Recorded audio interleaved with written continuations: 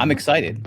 We've got a pretty cool resource. Got to interject here. Pretty cool is like the understatement of the year, Chris. It is an understatement of the year, but one of the things that we've been very actively working on is figuring out what tools, what resources, what knowledge, what do our members need to be successful in the current landscape. And that current landscape is adjusting very rapidly. There's three things, right? I think first, it's essential that we have a plan. If you don't have a plan, it means that you're going to be relying on your instincts and reacting to circumstances, not exploiting them. The next thing is that we got to make sure it's effective.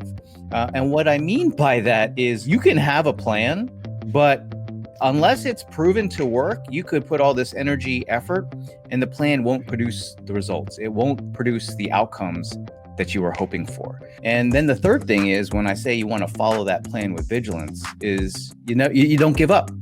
You push, you persist until you win. You don't let complacency undermine the goals that you're going to have. So that's why we put together this 21-day agent production plan. And it's been designed with these principles in place. It's an implementation plan. There's resources, there's activity, there's training.